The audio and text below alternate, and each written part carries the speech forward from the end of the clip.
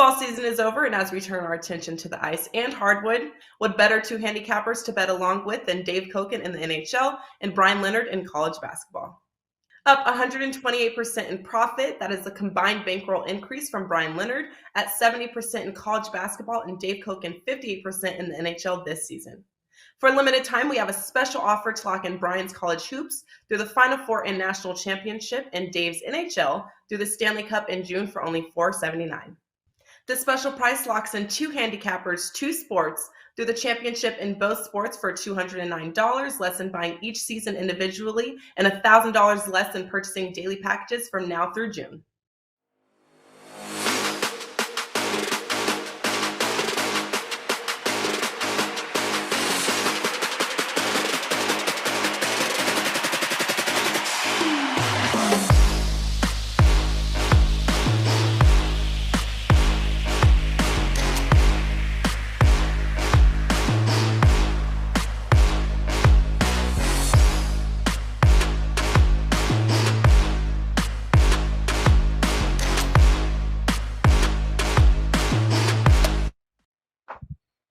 Hey guys, welcome in on a very happy Friday to you. We have made it through the week here, and we've got ourselves, well, a light card here tonight, but a great mid-major card here tonight with some big conference games going on, some value on this board, and we're going to do our best to try and find it for you, point you in the right direction with three of the finest here at WagerTalk.com as we welcome in Tony Mejia up at the top spot there, hanging out in the middle.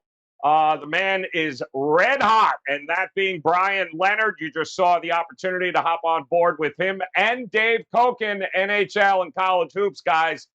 Two of the most profitable. You can't go wrong with that. And, of course, Tony, Finn, in the house, hanging out with us again off of a nice play on the show yesterday, Finn, with your Santa Clara Loyola over, cha-ching, very nice there. But Tony Mejia, I know, light card or not, you have found some value somewhere here today, man. What's locked and loaded over at WagerTalk.com? Yeah, we'll have some plays up tonight. I'm actually scouring the board for a 5% play tomorrow, but we'll have some plays up tonight.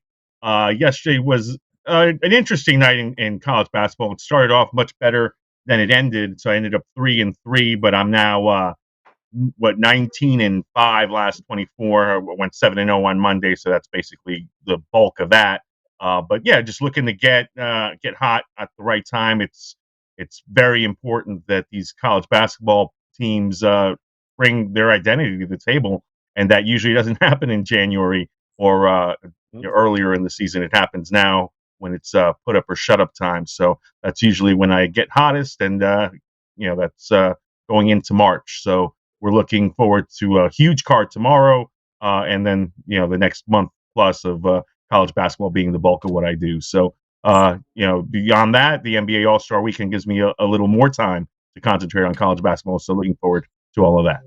Yep, Contrarian Gods enjoyed the Rock and Roll Hall of Fame last night. They wanted me to pass that along to you. No problem. And Mr. Brian Leonard, my friend, red hot. I don't know what else to say. You have been crushing it in 2022, 56-34, 62% on your 4 and 5% plays thus far this year. And I do believe you got a 5% best bet up tonight, don't you?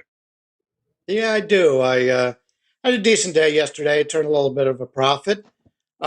Today they have found a 5% play in college basketball. You mentioned the small card. That works to our advantage, I believe, today, is because you're getting a lot of guys betting on games they really don't have much knowledge on, because these are a lot of smaller conferences going today.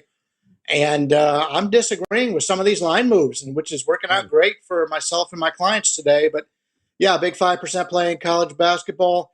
One play in hockey, number 1 in hockey, number 2 in college basketball on the season. And the hockey play I put up, not only did my clients get it, but it's also a free play. So if you want a free play in hockey tonight, just visit the site and you get that for free. Save yourself $9 or $25 actually today. All right. Love it there, guys. Take advantage of it. Not yet. We'll get to that game. We got to say hello, of course, to Mr. Tony Finn, who was victorious with his play on the show, his best bet yesterday on the show. Tony, what are you backing out up with tonight? What do you got locked and loaded over at WagerTalk.com for us? I have nothing. I have two that I'm going to for certain. I mean, they have been officially received my check mark. They'll be up as soon as the show's over. It's the last video I have today, and I think I got a real huge NBA card though for Monday. Oh yeah, for the week. Yes, I know. Yeah, you're going to go undefeated tonight, Finn. I have a feeling, man. You're going to sweep that NBA board here tonight. All right, now let's start here. Game number one. Let's talk a little bit here about the Big East and Butler taking on St. John's. Now, St. John's opened up at 9.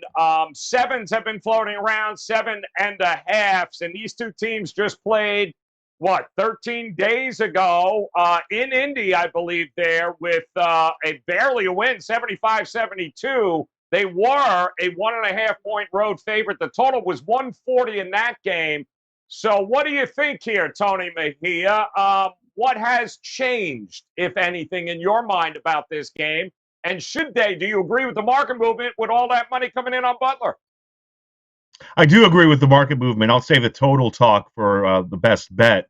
But yeah, I think Butler is getting too many points here. Certainly St. John's is in a better position to make the NCAA tournament, despite the fact that they would be out right now. It's a key home stretch for them with Butler and Creighton coming up. And then they end the month with a winnable game at the Paul. Open March against Xavier, which they just beat. And I think that's the reason why the line opened so high, because it was probably their best game of the season, beating the Musketeers at the Cintas Center. And they close at Marquette. You win all those 5 games, you're on the bubble, and you've got a business in the Big East tournament to take care of. And potentially on Selection Sunday, you end up happy if you're the Johnnies, who have had an up and down season. Butler has had a disastrous season, but they've been much better of late. It's coincided with Bo Hodges returning to action, but that's what I think everybody needs to be wary of as they load up on Butler plus the points. Is Hodges is questionable with a muscle strain. Bryce Enzi, their top interior player, is dealing with a back issue. Both are game time decisions. Enzi went for 14 points on 7-11 shooting in that first meeting, and Hodges had his best game at Butler since transferring in, over 20 points, 7 rebounds in that game.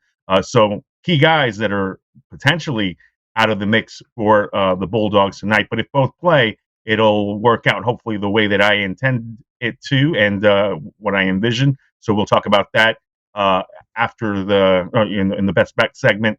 As far as the side goes, it's Butler or pass for me, and hopefully those guys play to take full advantage of the points. So I got to tell you, I mean, Butler, for as bad as they were, for as long as they were, they put a nice little stretch here together, beating Marquette, beating DePaul, Bry. This is a pace war. Who wins it? Butler, like watching paint dry. The Johnnies, certainly not. Who do you think wins that battle here tonight? Yeah, I look at this a little bit different than Tony. I usually like to agree with the other experts on the show, but I'm looking to St. John's here. From the power ratings that I use, and I do a lot with the shot quality numbers, and they've got Butler 134th in the country, St. John's 50th. I talk about coin flip games and a lot of the things I look at. Basically, these are games where, based on the shots that were taken by the two teams, if they have their normal shooting day, the stats would be a little bit differently, and you have different, what I call post-game win percentages. Butler's probably the luckiest team in the country, one of the top 3 or 4. They're 7-0 in coin flip games this year, games in which the shot quality number said they should have lost, that they won. St. John's is just the opposite. They have not won one of these shot quality games all season long. They're 0-3. There's a lot of luck involved in all sports, and especially in hockey or something where you're not scoring many goals or not scoring many runs like in baseball. But it also works in college basketball too. And so we've got a team that was 7-0 in luck games against a team that's 0-3. And I think that's one of the reasons why they've got St. John's 50th ranked in the country and Butler 134th. Butler's 4-6 on the road this season straight up. St. John's is 11-5, but they've dropped 4 straight. I think this is a must-win game for St. John's here to turn their season around. They're 17th defensively in the half court, 14th defensively in transition. And you take a look at this Butler offense, which is not very good, 323rd offensively in the half court, 326th offensively in transition. the first time these two teams met, St. John's did win 75-72, but that 72 points from Butler is a high. I mean, they have not done well on the road scoring 72 points. That's not going to happen again. St. John's defense will really clamp down on them right now. As I mentioned, 17th in defense, half court, and 14th in transition. So I think St. John's being at home, they will dictate the game.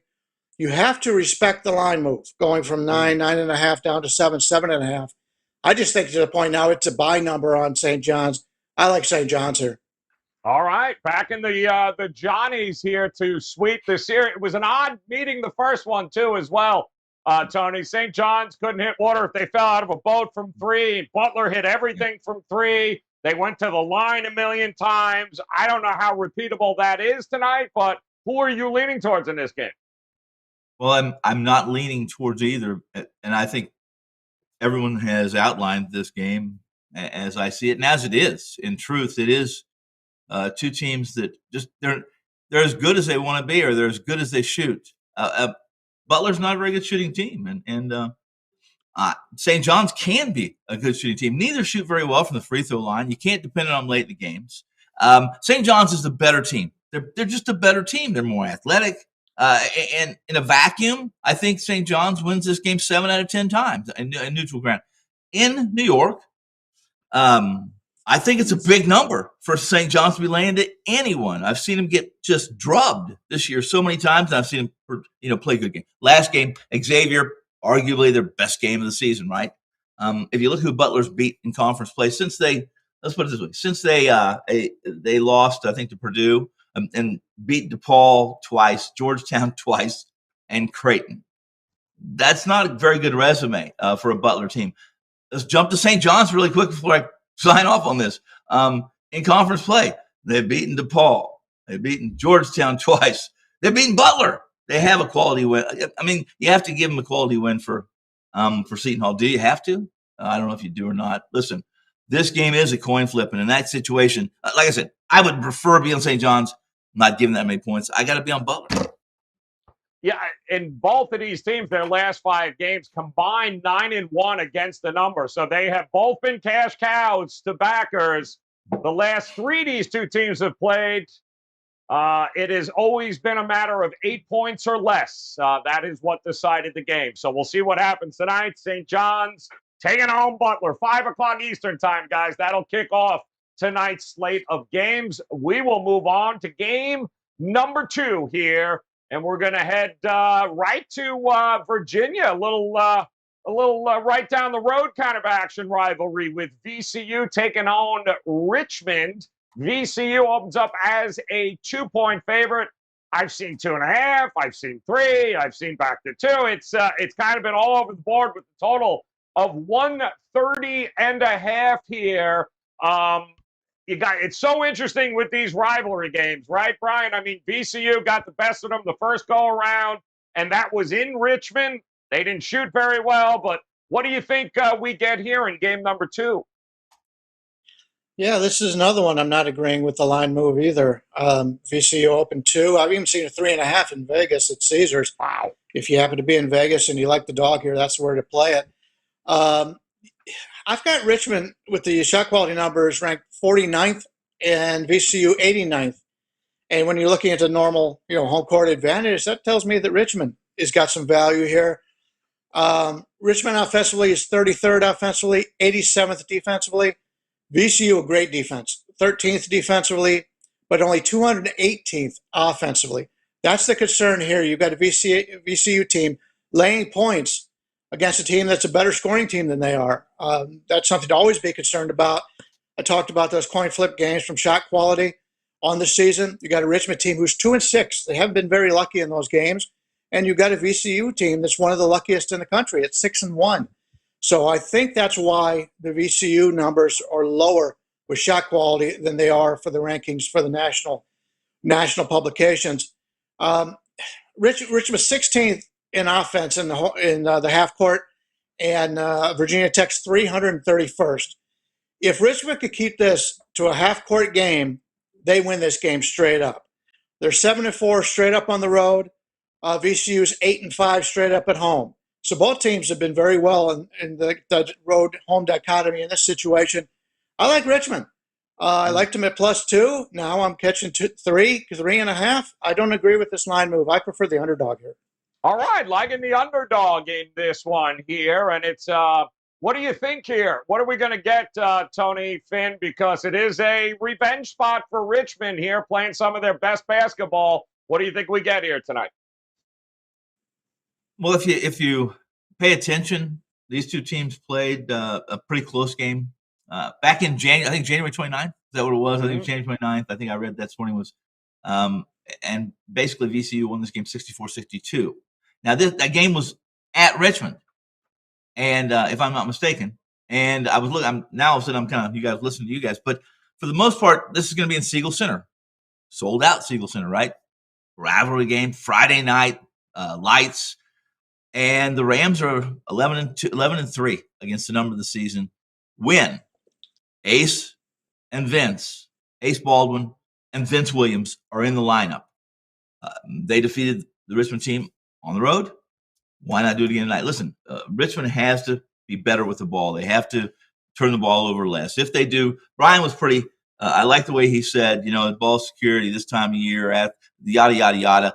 Meaning turnover rate, VCU knocked off the Spiders and almost had a 30%, despite a 30% turnover rate. So I'm leaning to VCU simply because of what I read, what I saw, and some of the people I've talked to in this game. And I thought Richmond has been overrated and overvalued most of the season. Give me VCU. Give me VCU in this game, and I'll close my eyes and hope for the best. How's that? All right, Virginia Commonwealth. We know they're going to bring the defense and the pressure, Tony Mejia. Is it enough? Can they score enough here to be able to take 2 from Richmond this year? Yeah, I mean, they've won 11 out of 14 in this rivalry, and it is a rivalry. I mean, the schools are separated by like 10 miles. So if that, Mid-Major Matt is all over this. I picked his brain on it because obviously he's a Richmond guy, city, not the school.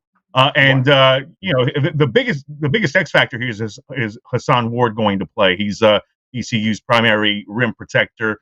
Matt thinks he's in. It was an ankle injury that he suffered earlier this week against Fordham. If he's in, I think this is going to be a replay of that first matchup. It's one of those games where both teams brought it to what you expected to see. VCU is going to get after you physically. It doesn't matter home or road, where you're at. They're coming at you with pressure. It's havoc. It's been there since the Shaka Smart days, and they play it really well. Ace Baldwin is a fantastic on-ball defender. He looks like he's rounded into shape after his offseason Achilles injury.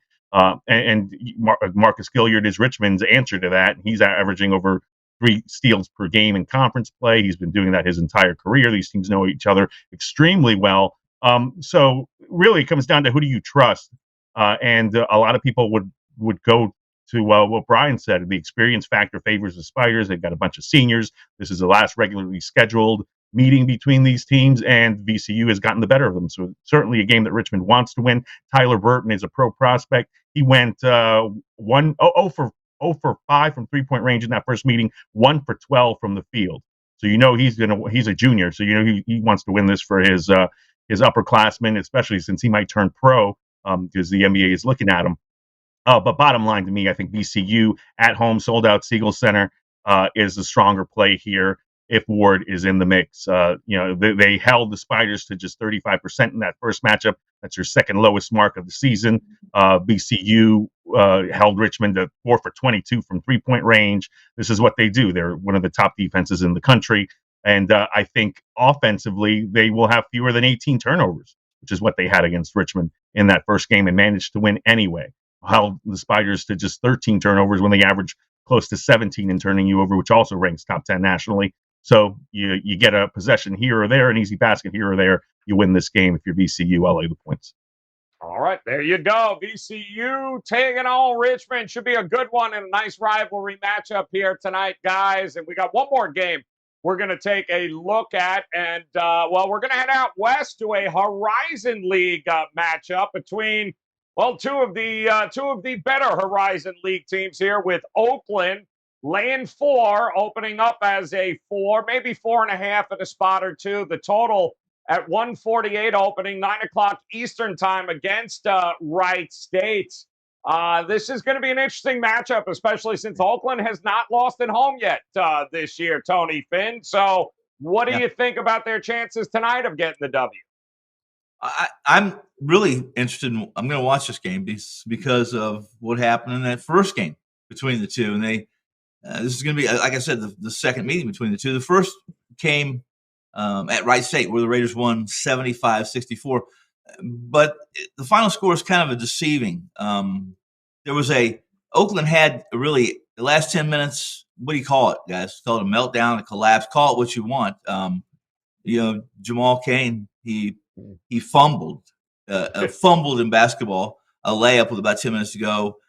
And long story short, the Grizzlies, they would not score a point from the floor the rest of the game. Outscored 22-7.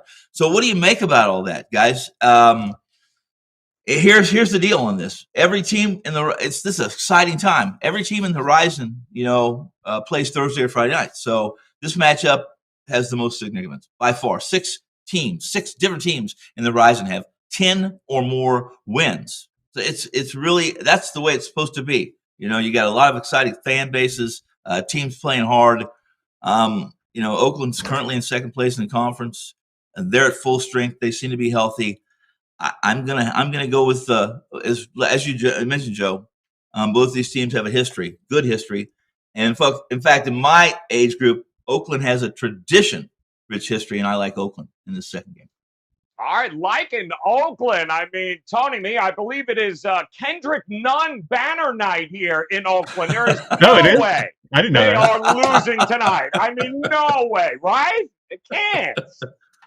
Well, that's a great segue for me because everybody remembers Kendrick Nunn at Oakland, and Greg Campy's teams used to showcase guards like Kendrick Nunn, where, hey, you can fire up 30 shots and lead the nation in scoring, and that's cool with us because we want to beat teams from a stamina standpoint, and especially on their home floor, they were lethal. They haven't lost a game on their home floor, but the way they're doing things this season, completely different. They run a little hybrid zone. They are particularly stingy against three-point shooters.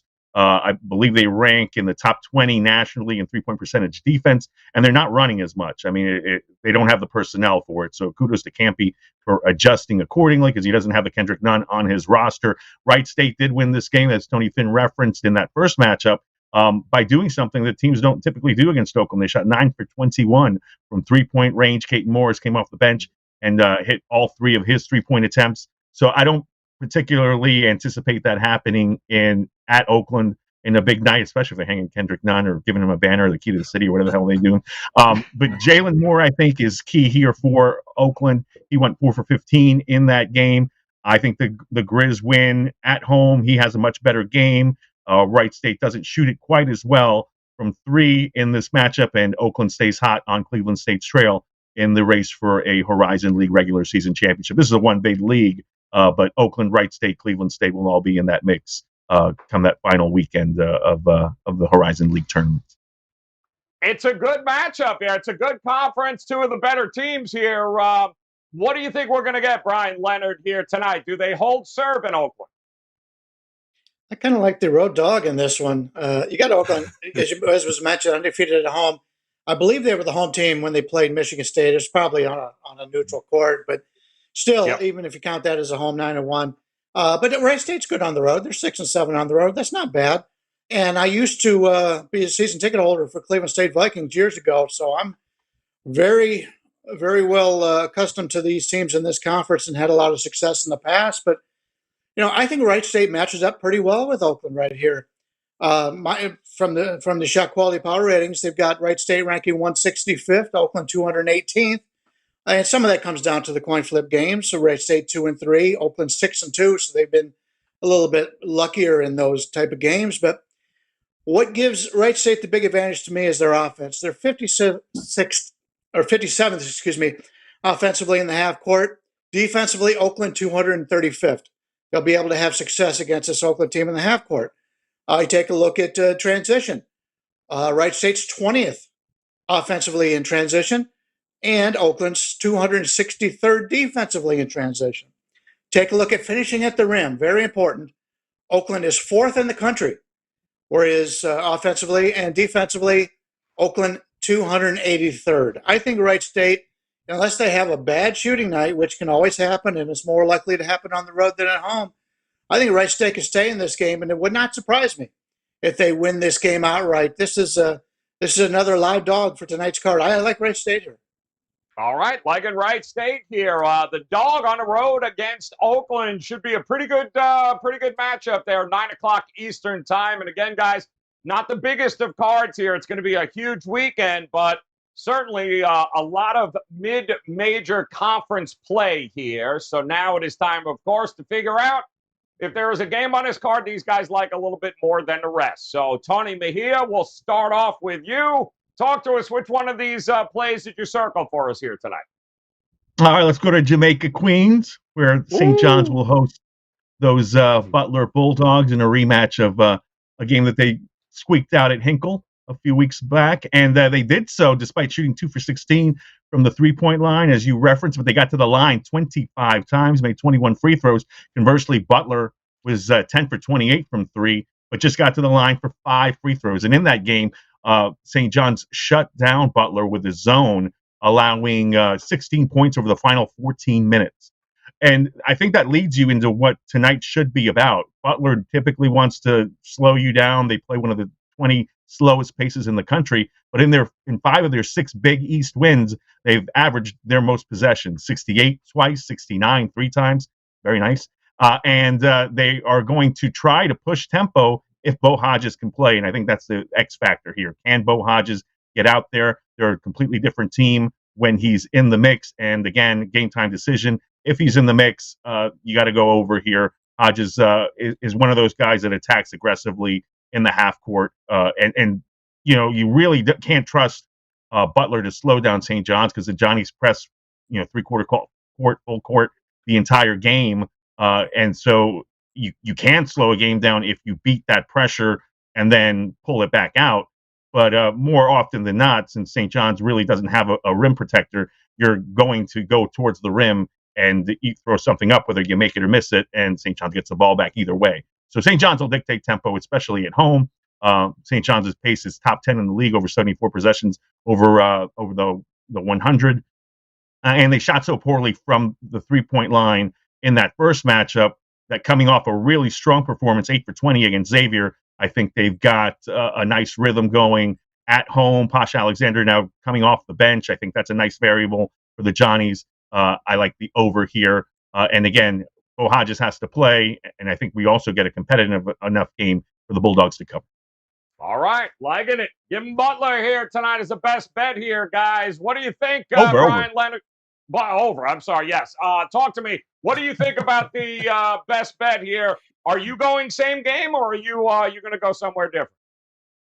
I am going to go the same game, although I've got to give credit to Robert, whoever chose these games. I like all 3 of them today. The only problem is I seem to be against what the other guys have on all 3 of these games, at least partially. There's always one. So either I'm going to have a great day or I'm going to have a terrible day in that regard. But I like St. John's here. The line's down to 7.5. I think that's a bargain. I talked earlier about the shot quality numbers. You're never going to go broke going with a little bit regression here. And as I mentioned, Butler 7-0 on the season in these games where the shot quality numbers said they should have lost. They won.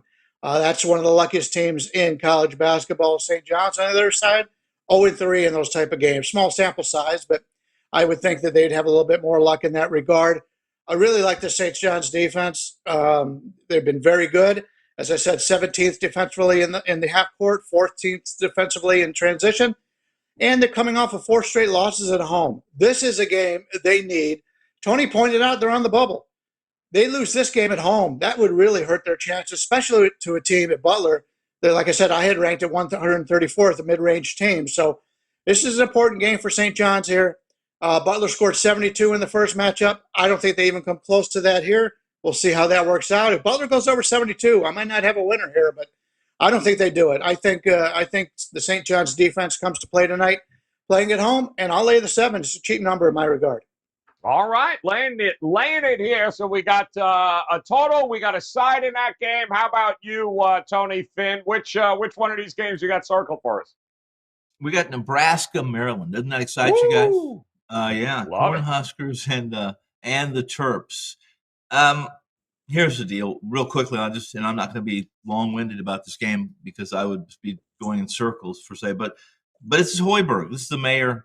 The one thing he brought to, can I say, this is the best season that Hoiberg's had at Nebraska, and they are 7-18 and 1-13 in Big Ten play. So that speaks to that's what's happened with this team. Listen, this was a top 15 recruiting class by ESPN. Depends on who you pay attention to and who you trust.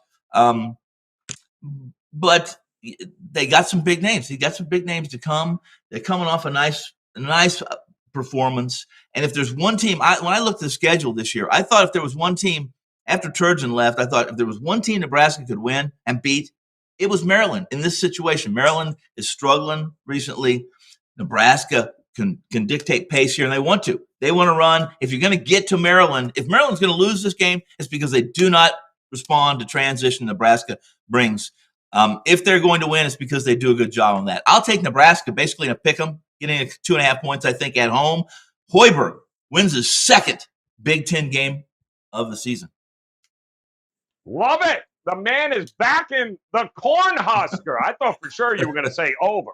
But yeah, that's fine. I'll go Hoiberg with you too. That's good stuff there. All right, guys, let's check out our friends from the Gold Sheet. They have a play of the day as well, and they say Detroit is the team to back here against Northern Kentucky. Interesting. It's kind of a toss-up game there, I believe. 1.5, somewhere in that ballpark there. But Detroit is their play of the day, and this is a great write-up, guys. We'd encourage you to head over to our Twitter page at WagerTalk. We do post the Gold Sheet plays of the day there for you after each show. And of course, you head over to goldsheet.com. You can check out write-ups on almost all the games there. And of course, great handicapping tools at your disposal at thegoldsheet.com. All right, guys, I am going to go. What's that, Adam? Trigger line 2. I'm going to go to the Siena game here tonight. Siena hosting Marist here, and I'm going to go up and over the total of 132.5. Now, they did play last month, of course, and it took a ridiculous comeback, 17, in fact, in the second half. Siena was down. They came back to end up winning it, but this is a different Marist offense right now, and I think this number is just a tad too low here. They have gone over, I believe, in 8 of their last 9, Marist, and they're all lined right around the 130 mark. So I don't see anything different here tonight. If it ain't broke, don't fix it here. Give me over 132.5, Marist and Siena. And to recap what has been an unbelievable week here, guys, I believe the guests this week, we are now on a 15-1 run this week here. So pretty good stuff. We'll see if we can finish it off here with another sweep. As Tony Mejia, he's going up and over. Butler and St. John's, 141.5. Brian Leonard says, I'll lay the 7, no problem, with St. John's tonight. While Tony Finn, he's going Cornhuskers and Coach Heiberg there to get the job done. And that 2.5 points against Maryland. I'm going to go over with Marist and Siena, and our friends at the Gold Sheet, they like Detroit laying the 1 against Northern Kentucky. I can't stress enough, it is a monster weekend in college hoops here, guys. NHL as well in full effect this weekend, including tonight, the NBA All-Star Game. There's a lot of ways to make it a profitable weekend, guys, but it starts with you heading over to WagerTalk.com. Visit Tony Mejia. Visit Brian Leonard. His 5% best bet for tonight is up. He's also got to play in the NHL. Guys, go grab that. And Tony Finn, ready to go, locked and loaded with a few plays tonight, heading into what is going to be a huge weekend in college basketball. And, of course, if you hit that bell in the upper right-hand corner, you'll get notified all week long when we go live. And we certainly hope that you will subscribe while you're here. But in the meantime, on behalf of the two Tonys and Brian Leonard. Guys, we appreciate the time. Please enjoy your weekend. Be safe. Have a great time and make it a very profitable weekend. And then we'll come back and we'll talk again. Do it all over again on Monday. So until then, good luck, guys. We'll talk to you on Monday.